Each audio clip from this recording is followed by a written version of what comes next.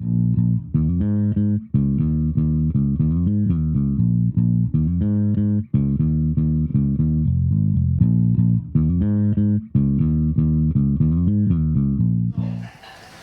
to the American Institute for Philosophical and Cultural Thought, the AIPCT. We have existed since 2016 as a 501c3 private federal foundation. Our mission is a scholarly and research mission, but also public service. And one of the things that we bring to the area is lectures and seminars and reading groups and other sorts of ways to gather and enrich the intellectual and cultural life of Southern Illinois.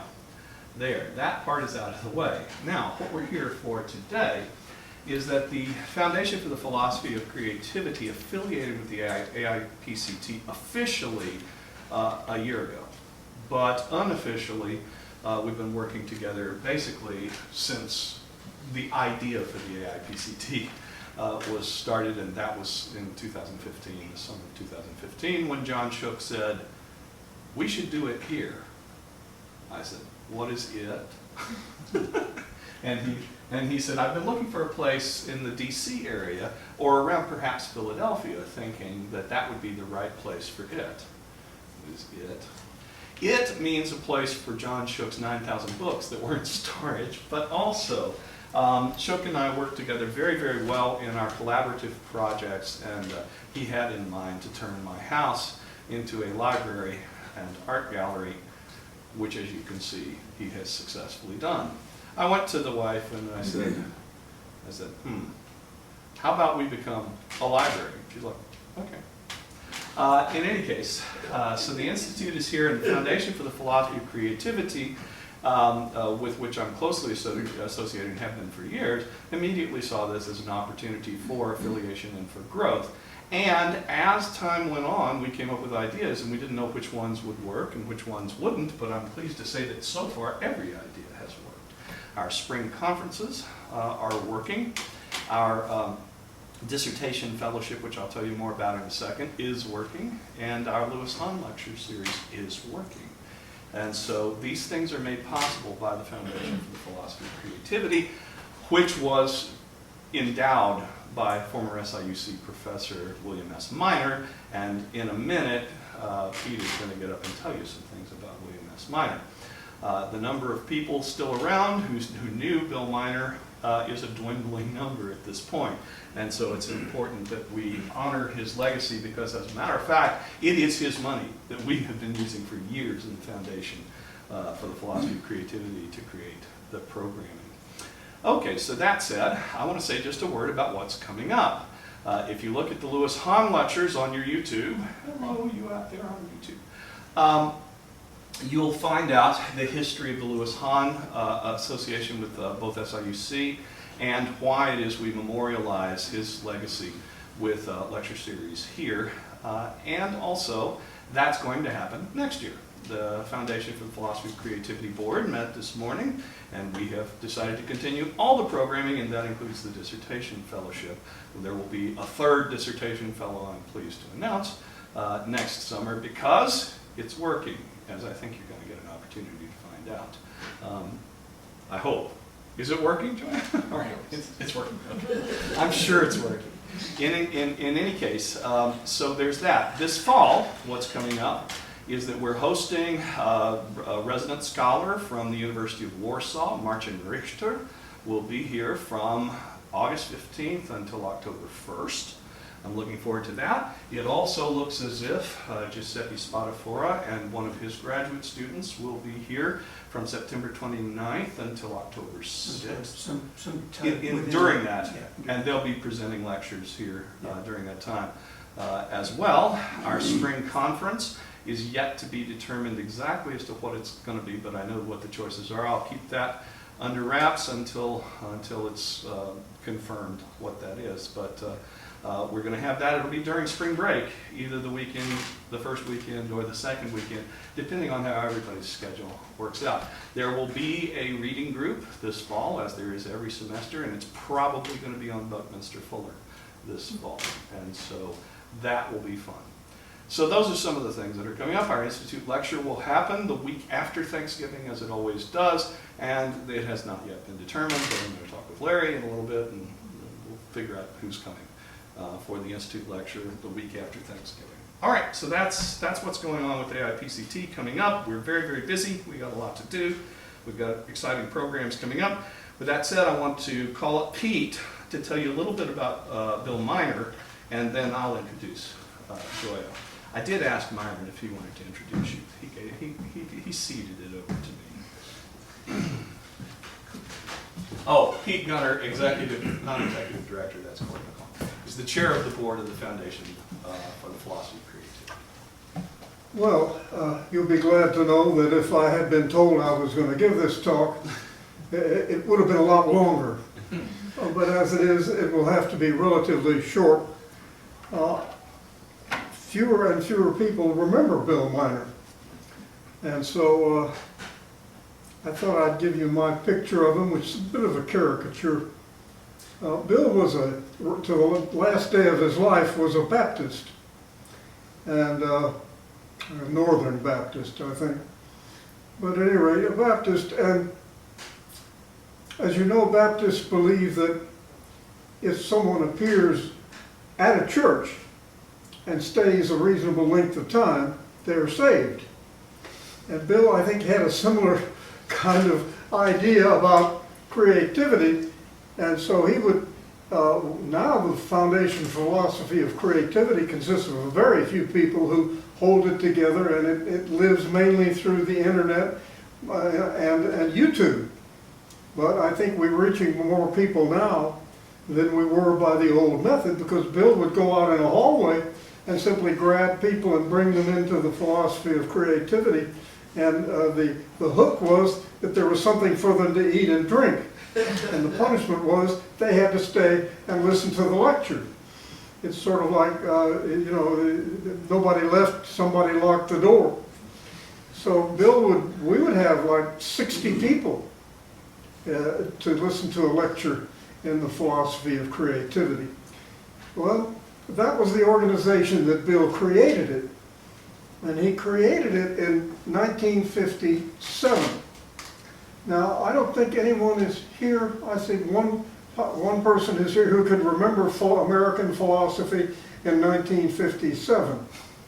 It had become, I suppose, a kind of, just as to be a psychologist, you had to be a Skinnerian, so to be a philosopher, you had to say you were analytic. And it was, from the vantage point of people like myself, it was a kind of wasteland of people dealing with little puzzles and making them more difficult, and then saying they'd solve them, and you say, why did you bother? And so Bill founded the Society for Philosophy of Creativity in 1957 in this rather arid sort of atmosphere, completely against the tides that were running. And he kept expanding it by having an Eastern Division and a Central Division and a Pacific Division. And then also by going down the hallway and grabbing people. So one day I was walking down a hallway at the American Philosophical Association, which is what you do at the APA. You walk down hallways, and there might be something at the end, or there might not. Depends on if you know the hotel. So he grabbed me, and he knew that I wrote on process philosopher, so he grabbed me and pulled me into the room and sort of inaugurated me into the Society for Philosophy of Creativity. And the goal of that society was to get people to think about what is the structure of creativity, what are the preconditions of creativity, how does it work, and on the assumptions that it's real, terrible assumption, it's real in some sense that we can understand, and it does something. I'm not sure the analytical philosophers, well, anyhow, there's lots of those and they're different. Let me not misconstrue them in the way that they misconstrue everyone else. Let's not do that. I'll just leave it. So Bill Miner really was what kept this society going. He had a PhD from the University of West Virginia, and he taught here at Carbondale for many years. And he was a follower of someone called Henry Nelson Wyman. Now, I don't know if that's a name that's familiar to you. It would be to some people. Wyman was a professedly religious philosopher. And when Wyman looked at creativity, he looked at it in a theological way, that it was what entered into the heart of somebody and transformed them and made them into a Christian or a living religious person. And so Wyman could do no evil. He could do only good. And so when you pressed Bill Miner's button, Henry Nelson Wyman came out and stood there on the lectern, by the lectern, and converted you. It was a very unusual sort of philosophy.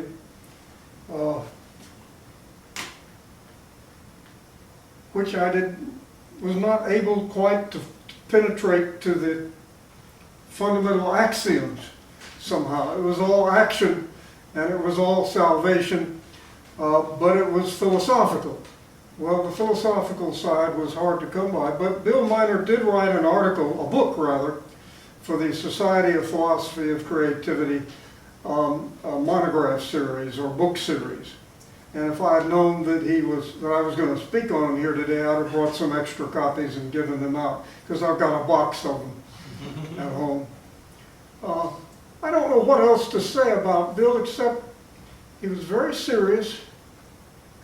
He was a good social critic, as was Henry Nelson Wyman, who I regarded as a sort of, in terms of what he did that was effective, very much like John Dewey, but always denied it, because he wanted to bring philosophy down to earth and make a difference in the world.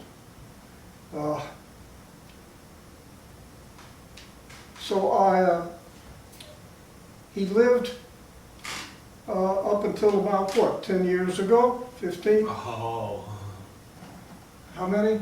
I'm afraid it's closer to 25. Is it? No, it can't be that long. He died in the early 90s. Well, he left the society on $100,000. Yeah. And that's what we've been able to build on, and been able to bring people here and to encourage a lot of scholarship. So I'm sure this is not a very coherent lecture, but then neither was Henry Nelson Wyman. So but he was a remarkable, persistent man, and a lot of good came of his seriousness. So I was lucky to know him, and I guess the fact that I couldn't realize all those many years that had passed was that he still seemed to be a presence. You know, it's hard to believe that Bill is gone. So thank you for listening to this medium-sized talk, and now we're going to hear something better. By the way, all of Henry Nelson Wyman's books and a number of his papers are here in the house. The rest of them are in special collections at the Morris Library. Henry Nelson Wyman left a huge stamp on this university in the very brief time that he taught at SIU. He had come from the University of Chicago. All right, well, that said, all right, our main feature for today, Gioia Laura Iannilli. Now, you probably think I said that wrong, except that in Italian you pronounce every letter, and so where there's a double letter, you have to hang on it. Iannilli. Let me hear the music, as Christoph Waltz said in Inglorious, well, you know, the Tarantino movie. Let me hear the music. I had never encountered such a name as Iannilli, but it's beautiful and musical, and so is the person who is behind it. Gioia has been here all summer, and I believe has made awfully good use of our special collections at Morris Library, as well as the collection here, and her project fits what we can really assist with, because it's John Dewey's aesthetics as adapted to the kind of work that Gioia does. She already has a PhD from the University of Bologna under the architecture department, but it's in the aesthetics of architecture. And not being satisfied with the one PhD, of course, she went to the University of Rome, Tor Vergata. What does that even mean? There are many universities of Rome, and unlike in Paris, they don't just number them. But one of the universities of Rome, where she's working on a PhD in aesthetics. In Europe, they divide the aesthetics departments from philosophy departments for some unknown reason, but they do. And so, in the Department of Aesthetics, and she has been with us since June the 1st, and is now going to present to us something of the results of that time and that research. So, without further delay, Gioia.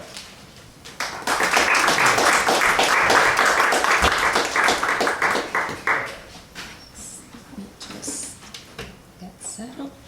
Sorry. Just a sec.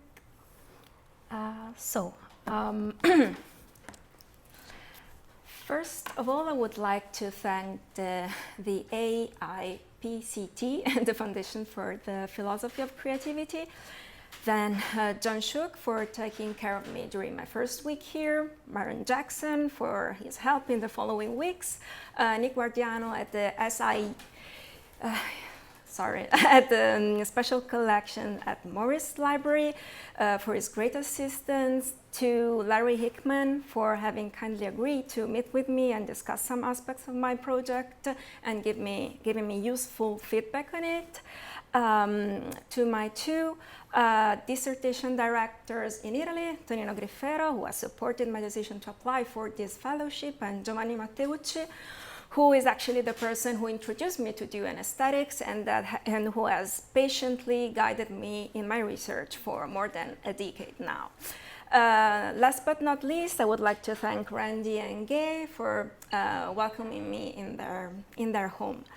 I hope my presentation won't sound too wordy, but I think that's what you get for awarding a fellowship to an Italian person. So I prepared a PowerPoint with some quotations and some keywords, hoping that this will help to issue in my presentation. The themes of perception, of sensibility and quality in experience play a significant role in Dewey's work. They are addressed to varying degrees in a series of contributions produced since the end of the 19th century. And it does not seem wrong to argue that they gradually converge towards an analysis that places aesthetic experience at the center. One of the aspects that I aim to carry out in the course of my doctoral research, and that I actually began to draft during my stay here, is the reconstruction of how and to what extent, both from a chronological and a critical conceptual viewpoint, artist experience is a culmination and, so to speak, a theoretical tuning of at least 7 Deweyan contributions prior to it, and takes shape in the development of the theme of the nexus between perception and expression.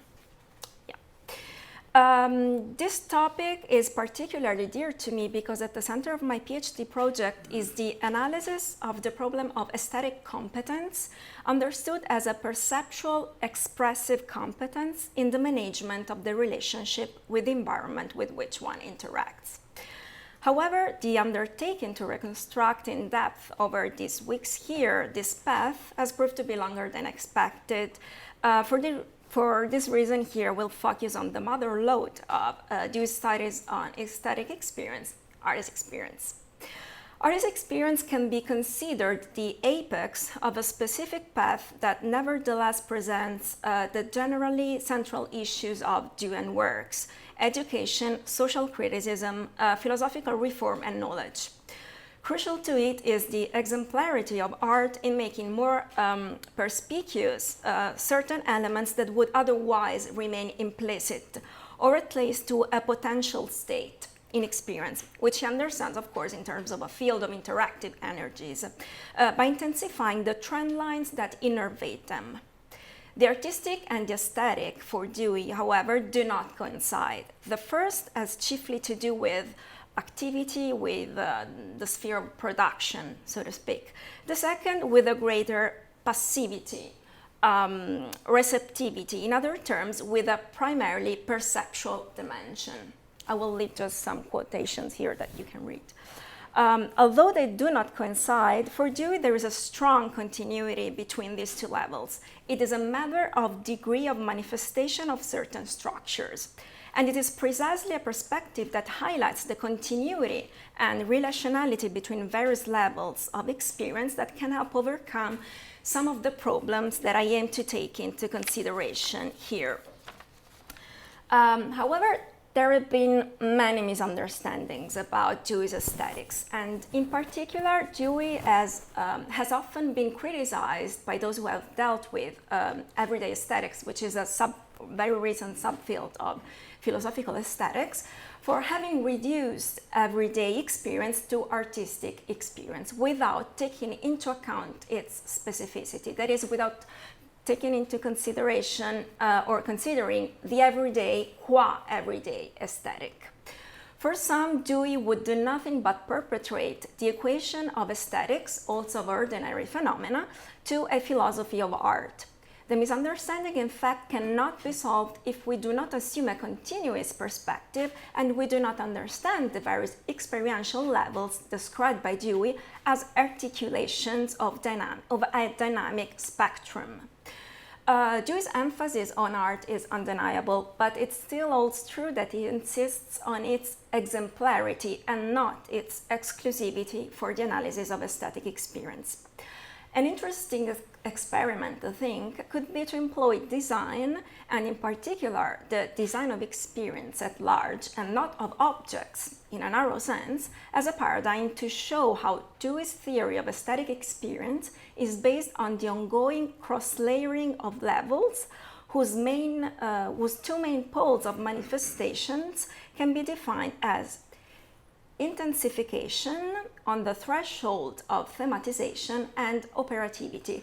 That is, a pole tending to explicitness and a pole tending to implicitness. And this is something that shows a sort of phenomenological attitude of Dewey. If we think about the phenomenologists treated the theme of the Lebenswelt, the life world, as something that is pre-cultural, pre-philosophical, pre-scientific, and so forth. The design of experience, in fact, requires the ability to organize relationships, interactions by intensifying meanings, qualities, which are already active on an implicit level in experience, making them more perspicuous and, so to speak, more available. The perception-expression nexus mentioned above, therefore, implies a nexus between implicitness, that is, between implicitly operative dynamics, and intensification, that is, dynamics of intensification of such operativity. To facilitate this experiment, in those cases where the words artist or work of art will recur in the quotations that I will show, I would suggest to read instead respectively aesthetically competent subject or individual and aesthetic configuration. Before I begin to illustrate the exact angle from which I will use artist experience, I would like to clarify better what I mean by experience design. It is only in the last, I would say, 3 or 4 decades that a dramatic dematerialization, spreading, and embodiment of design in everyday practices has taken place. This process can be described in terms of a shift from the design of objects to the design of experiences. The history of design starts in 1851 with the first international exhibition, the Great Exhibition, which took place in London. And for the first time, products and objects intended for everyday use were exhibited, mainly for commercial purposes, but at the same time, they claimed the recognition of their aesthetic dignity, so to speak, by presenting formal characteristics that should have validated this dual nature. The controversial nature of design has its roots in this occasion and runs throughout the 20th and the 21st centuries.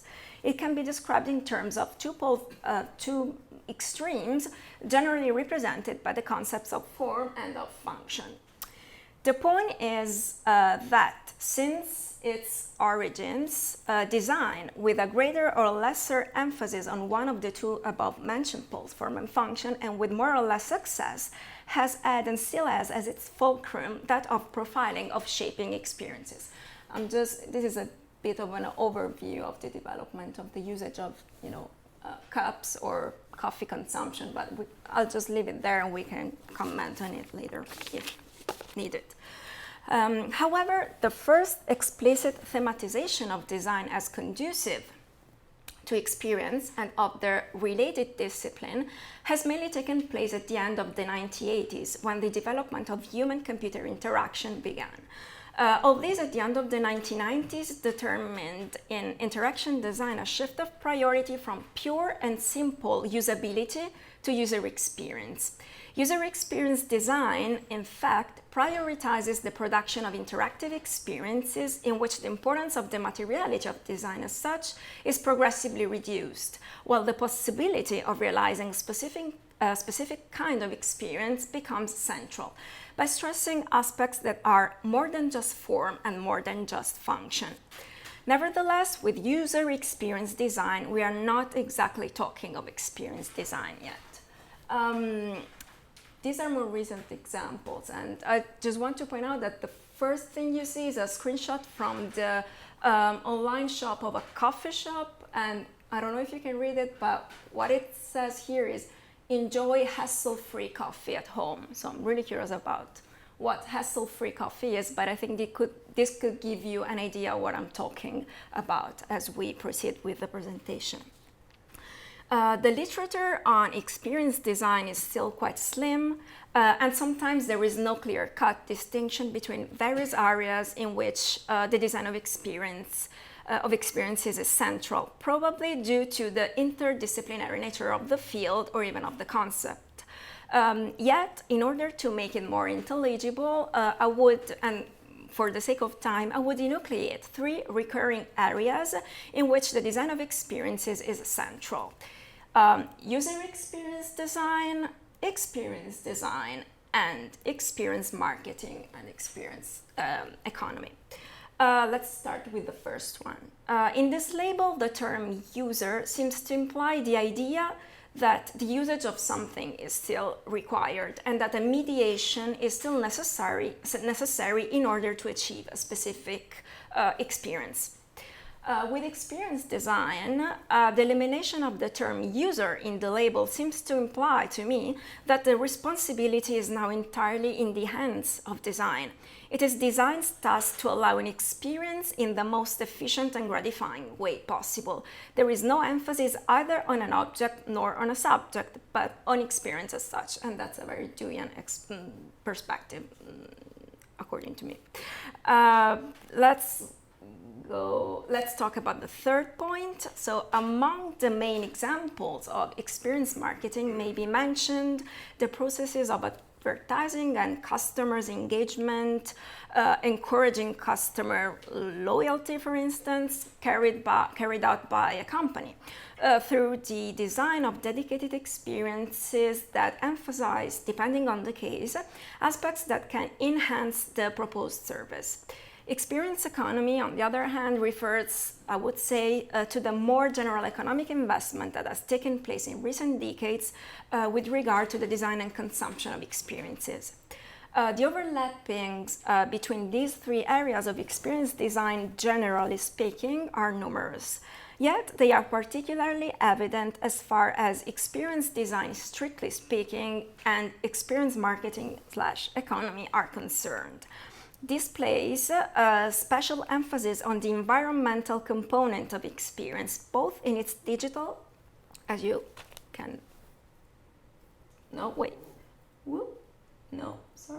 as you can see here, both on its digital connotation and in its physical connotation. And it is precisely a spatial environmental conception of design that I aim to insist on here. Okay.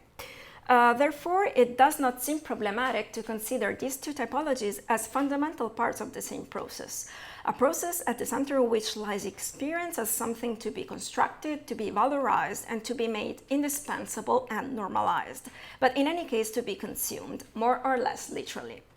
This last observation stems from the fact that if properly conceptualized, the principles of experience design could be applied to some areas of experience more properly related to well-being and sustainability, for example, carrying out in this way the humanistic potential that has always more or less effectively or evidently oriented design, fostering affording experiences.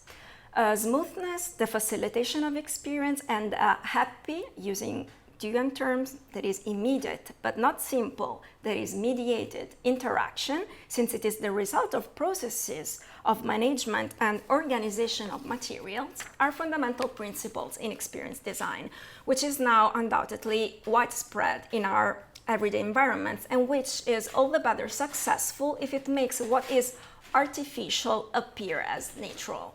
It is an intensification of functions, or rather of their cooperation, by means of unitary and gratifying experiential configurations. Now I would like to provide some indications that I think could show how design, and specifically experience design, can be suitable for a Dewey kind of analysis. Skip this. Well, it almost goes without saying that both experience design and Dewey's thought share an environmental situational conception of experience. Then they both understand the aesthetic construct in a verbal sense. The word work, as in work of art, is not meant necessarily as a noun, but rather as a verb.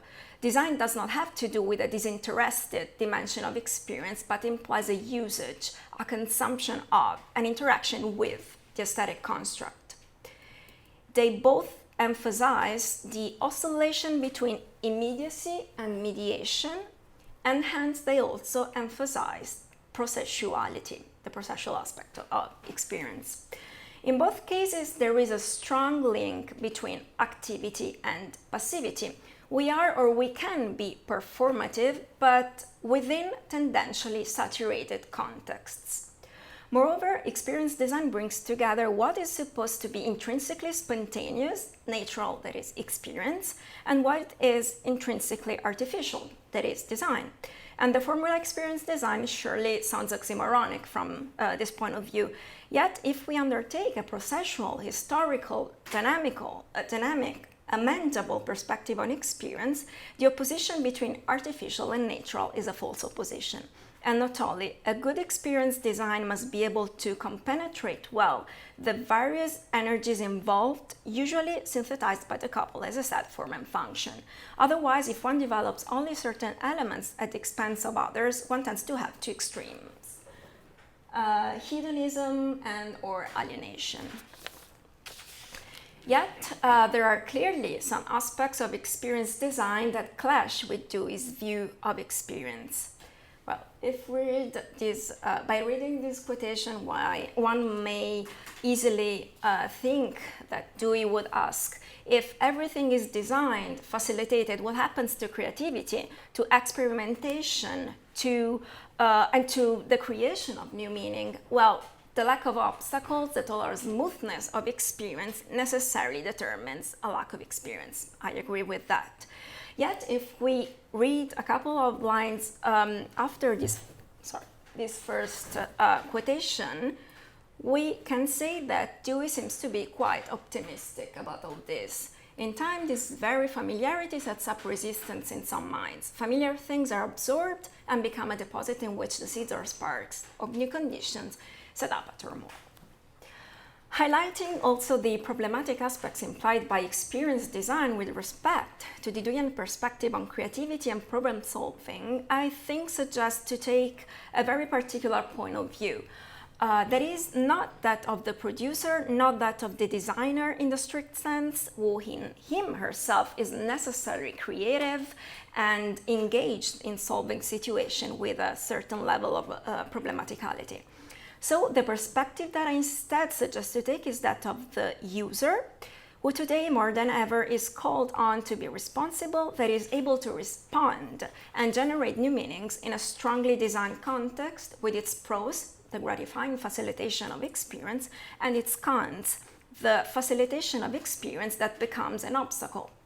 In both cases, however, one can reasonably speak of individuals tasked with designing something in the best possible way. But if in the first case one has to deal with a professionalization of a certain competence, in the second one has to deal with a sort of normalization of the latter.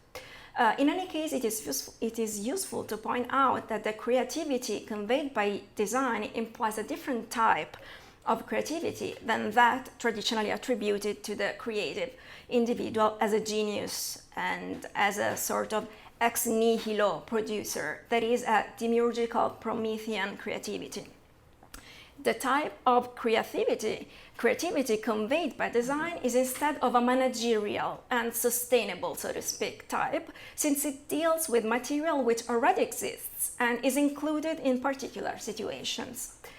My claim is that when a subject acquires a certain aesthetic competence, design configurations or experiential frameworks that are certainly pre-established and made available, provided, or sometimes even aggressively imposed by design, are not predetermined empirical factual contents as such, but become conditions for operativity or experiential modalities that must be implemented creatively or intensified according to the perceptual and expressive potential of the interaction with the environment, and therefore according to a specific aesthetic creativity, which may be experimental, that is, not implying the indiscriminate application of models and solutions, as much as it may not be of a productive type, that is, denoting the ability to stay in a situation within a relationship while also letting things go, so to speak, when the situation requires it. And this implementation or intensification of the potential does not concern, or at least should not concern, the gaining of a personal profit, but the implementation of the relationship itself, of the experiential field with its salient and significant points, which concerns both the living creature and the environment. This path in which I have illustrated most of the elements that I will deal with is also justified by 3 Jungian indications. These hiatuses can be overcome, are apparent, basically, because if one takes a sufficiently dynamic and relational perspective, as Dewey does, we'll see that it's actually a matter of degree and not a dualistic relationship. The first one concerns the gulf between a producer and a consumer, and hence between ordinary and aesthetic experience. The second one concerns a split between what is done explicitly, or as Dewey says, what is overtly done, and what is done implicitly, or what is intended in the artificial. The third one concerns a gap between the aesthetic and the artistic. And precisely this last gap is addressed and overcome, of course, in Art as Experiences, 6th chapter, Substance and Form, the chapter on which I will focus today. The main theme of the chapter is, in fact, that of the transferability of the expressiveness typical of a context, of a medium, into that of another context, of another medium. For the question at issue here, this can be seen as the problem of the transferability of operative structures which are implicit in experience, that is, in interaction between organism and environment, into configurations that are on the threshold of thematization, precisely because are not fully thematized. And speaking of thresholds allows us to stress the fact that these configurations should intensify but not arrest the significance or expressiveness of those same operative, tendentially implicit structures. Dewey's emphasis is on the form of experience and not on the form of an object as such. The objectual content in Dewey is that matter, by virtue that matter which, by virtue of an organization of the experiential modality, which is of a perceptual expressive kind, has become material form, namely most readily and effectively available to experience. It concerns the actualization or expression of an energy potential perceived and released in its fullness, that is to say, by respecting or caring for, minding about the conditions of the ongoing experience, hence at the same time by respecting or caring for, minding about its contingency. And it does so not in a definitive sense, but in a dynamic, historical, and oriented way, because it is situated, it is charged with past experiences, and it concerns the renewal of experience. This point is reiterated in the following passage, in which Dewey brings up the question of what I would say is the question of style as something ascribable to an individuality who works with materials that belong to the common world and which he or she assimilates and releases each time in specific ways.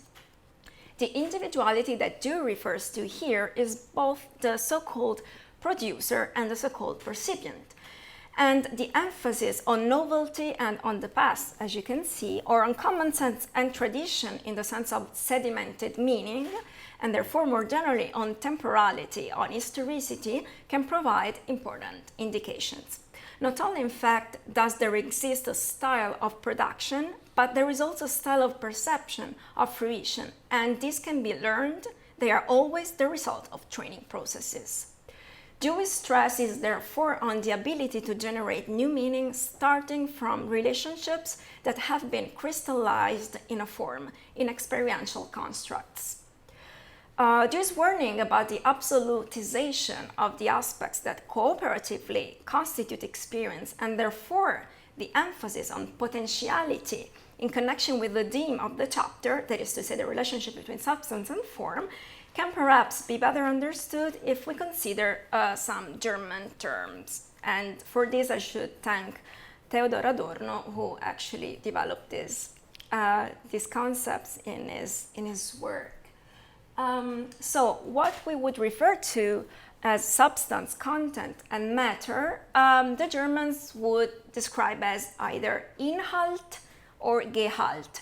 Inhalt refers to the content of something that can actually be distinguished by what contains it. On the other hand, Gehalt refers more to the idea of keeping things together. The same applies to form, that can be described either as form or as Gestalt.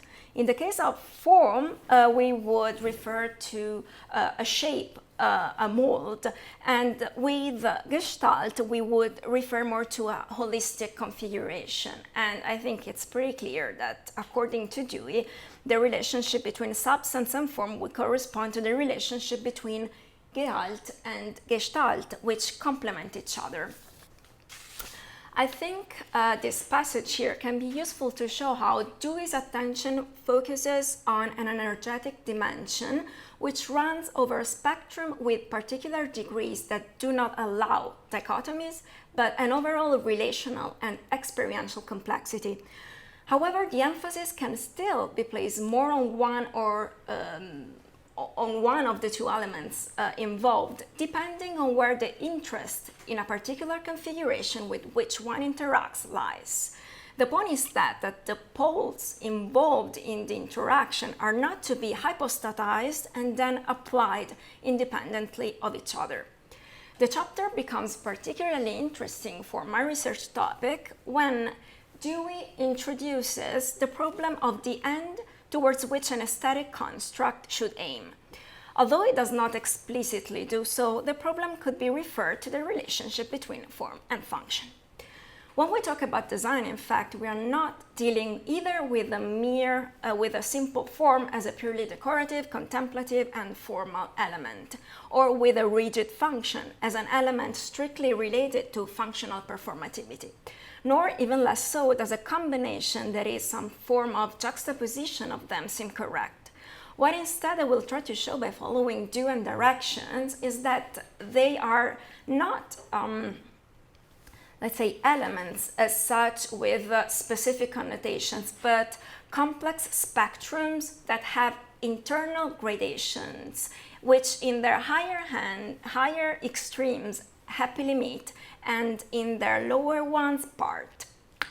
The following passage I think is particularly interesting because the emphasis is once again on the unsuitability of the indiscriminate application of pre-established solutions or stereotyped conventions. Yet in continuity with this, Dewey's focus is now on what we may call a principle of economy applied to design, which he understands as something that disharmonizes the whole. In doing so, Dewey wants to make it clear that when he speaks of usefulness, he does not understand it in a utilitarian sense, but when he speaks of usefulness in the strict sense, he refers to the meaning of the Latin verb utor, uti, usum in terms of consummation, which is a very important concept in Dewey's philosophy. Usefulness is thus understood as the full realization of form for that internal purpose of the aesthetic construct, meant not as an object, but as experience, as the articulation of an interaction. What Dewey therefore emphasizes is the utmost realization of all the experiential components that takes place because the relationship is useful, is working, that is, it is functional. Something may be sacrificed in the overall process, but what counts is the overall success over and above the parts. Another aspect that I think is worth taking into consideration from the above passage is the question of the experiential disturbance to which Dewey refers. In this context, the disturbance can be understood in the sense of the partialization of the relationship towards specific purposes. The disturbance is created if we orient ourselves towards external ends, that is, ends that do not emerge within the experiential field. Yet this disturbance can also take place within the experiential field itself when those same ends do not allow a happy, yet not simple, that is, smooth experiential dynamics. This disturbance can be read both in the sense of a subjectual polarization and in the sense of objectual polarization. In the first case, one is oriented towards a personal profit. An economicistic attitude is assumed, but also a hedonistic one, in the sense that a merely instant pleasure, a cosmetic, so to speak, exteriority is experienced. It involves the partial usage of things, not in their full potential. It is a lesser form of utility, a form of consumerism understood as abuse. That is, as taking something and before it is actually exhausted, dismissing it. In the second case, we could refer to the presence in the environment in which we move of vectors that impede the configuration of experience, of dispersive and frustrating elements of obstacles, as much as to a hyper-functionalization of the experiential field that ceases to be expressive and becomes merely assertive. The reference to the impossibility of appealing to and applying pre-established formal solutions and to the idea of a usefulness meant in the fullest and not fragmented sense of the word leads Dewey to a more in-depth study of the relationship between shape as something detachable and form as integrated, and therefore to their distinction. What is stressed here, and I'll let you read it, I'm sorry, but I'm running out of time. What is stressed here is the fact that only when shape and use, in the pregnant sense of the term, that is, as consummation, are connected, then form, that is, configured experience, is achieved. The same applies to design, which becomes form in terms of experience, which is configured as consummation, when its main characterizations, in Dewey's word, which are suggested by its double meaning, purpose and mode of composition, are integrated for the consummation of experience in an inclusive sense and not for serving a specialized purpose.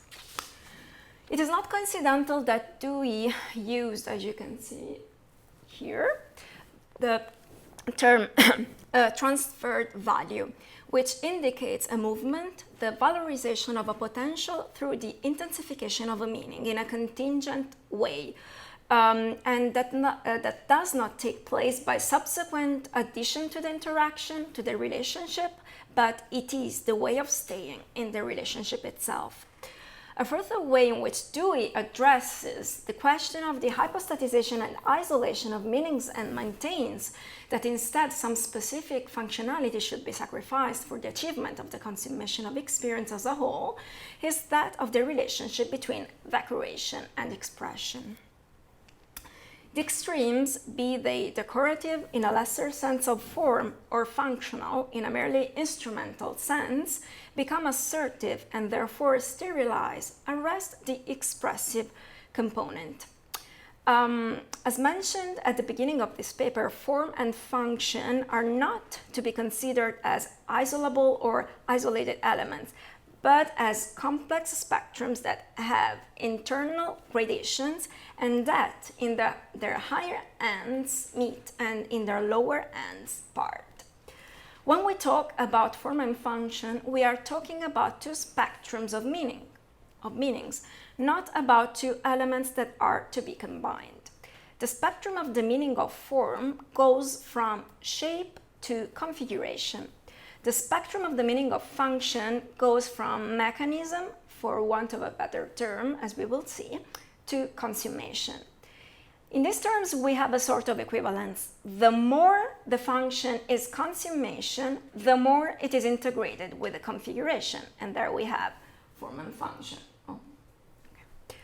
The more the function is mechanism, the more it is separated from the shape. When there's shape and mechanism, form and function part from and contrast with each other. When there's the extreme of the shape, it is at the expense of the mechanism. The mechanism is sacrificed for the shape, and the aestheticist forms of embellishment prevail. A so-called sugar coating of experience takes place. When there's pure mechanism, the shape is sacrificed and the same orthodox functionalism as that promoted by Adolf Loos, for instance, prevail. In this sense, we could speak in one case of an instrumental operational functionality that is aimed at achievement of an external purpose. In this case, shape is such with respect to a purpose that is external and therefore detachable from the whole. It is obtained as a result of an operational process. In the other, of a working, operative functionality, the purpose is internal. The configuration results as the way of configuring operativity in the process as such, and therefore it is more innervated. It emerges within operativity itself. Moreover, it is precisely in these pages that Dewey overcomes the gap between the aesthetic and the artistic I mentioned earlier. That is, the question of the transferability of operative structures which are implicitly active in experience into configurations which lie on the threshold of thematization and that would intensify and not sterilize their significance or expressivity. The hiatus subsists if we adopt a point of view that distinguishes as if they were separate factual contents, on the one hand objects or events, and on the other hand sense data. What is attributed to the work of art, and in our case to a designed aesthetic construct, is a dimension of reference to the object or event. For Dewey, on the other hand, significance and qualitativeness are already to be found in the most interstitial and implicitly operative parts of experience. Consequently, the subject no longer has a central role in Dewey's system. It is no longer the subject that acts as the fulcrum of the world, as was the more modern Cartesian subject. What emerges as necessary and central is rather a dimension of involvement that is a relational one with the environment, which today is mediated by design through immediate experiential forms, and which also implies a certain loss or lack of experience. That's undeniable. However, a so to speak intentional component is still involved. Dewey, as previously shown in a quotation, speaks of attentive perception. In this case, though, it is not possible to entirely refer attentiveness to intentionality, since it would somehow suggest a voluntary act, while in the relationship with the environment as described by Dewey, things draw our attention, they appeal to us, and the emphasis is on a dimension of aesthetic passivity. Therefore, subjectivity does not completely disappear, but it must be extensively integrated with the passive components of experience. In Dewey, there is never a subject who confers an order upon reality, and that's why he focuses on relationality. The subject is no longer central because relationships involve both an environment and an organism. However, the attitude of the organism towards the environment is certainly interested, in the sense that it is not indifferent to the dynamics that characterize it. He or she minds about them, to use another important Deweyan concept. The idea of aesthetic competence that may emerge from this consideration is that the aesthetically competent individual can handle what happens in the anonymous, confused, oblique, and design forms of the life world, where a flow of sense emerges without us generally being able to govern it. The aesthetically competent subject, contrariwise, is able to perform gestures that can be both deliberate and unconscious, depending on the degree of incorporation of that particular competence, but that are still creative, artificial to a certain extent, because they are the outcome of processes. This can be considered as an attentive perception, I think. The peculiarity of the aesthetically competent individual is that he or she performs his/her competence as if it were nature, where naturalism indicates an attitude that expresses something of the relationship between self and environment, while not adding anything factual into the world, but by intensifying and implementing meanings which are potentially already inherent to nature. This passage, I think, says something about the type of creativity implied by the kind of aesthetic competence that I have described. Here too, as with the oscillation between poles, with the relationship between form and function, it is a matter of degree, not of opposition or juxtaposition between faculties. A creativity that is not strictly cognitive, thematic, a knowledge, but that remains perceptualizing in the order of the sensible, a know-how, a creativity that works aesthetically when the thematic is still rooted in the operative, and when the operative tends towards the thematic, but cannot be reduced to it. Thank you.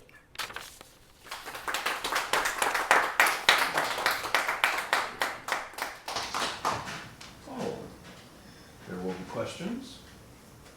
I certainly have a couple.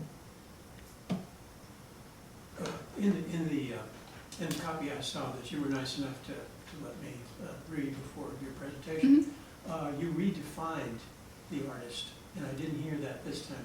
There was a pair. There was the artist and then something else, and you redefined the artist.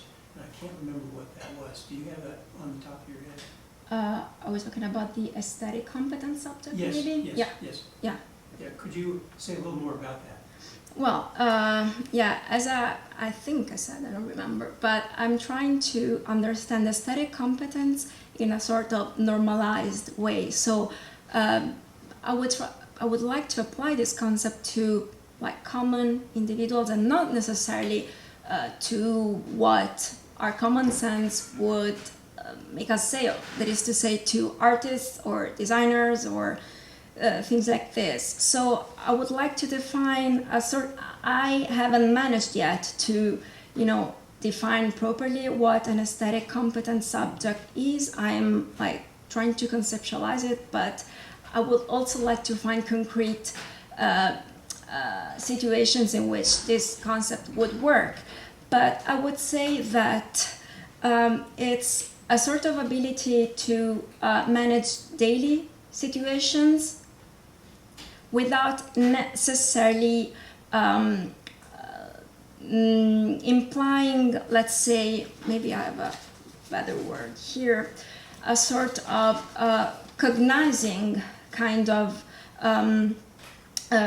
competence, so not an explicit one, so not a sort of competence that can be defined and then applied, but something that just takes place within relationships, so something that is almost instinctual, I would say. So it's a matter of being able to perceive certain trend lines that are active in a certain situation, and somehow after a series of processes, I don't want to say as a consequence, release the potential that has been somehow identified and re-elaborated into the relationship itself by somehow making it progress towards its better end.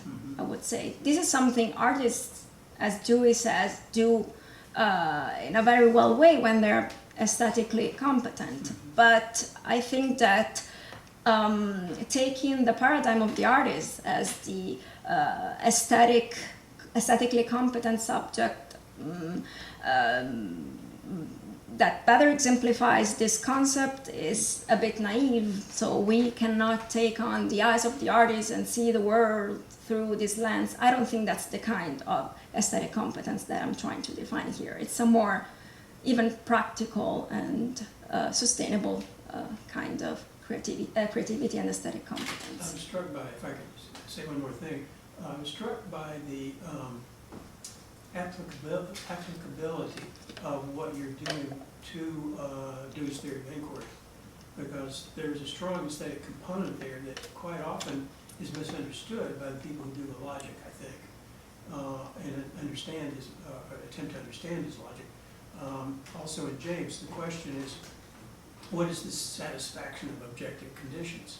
And you address that not from the direct way that Dewey does in the logic, but a kind of a richer way that suggests what he was doing there, but he wasn't working out in any full sense of the word. So thank you very much for that. Oh, thank you. So, I fully expected Larry to like what you're doing, partly because of this connection to, you surely make this sound like the theory of inquiry, for sure.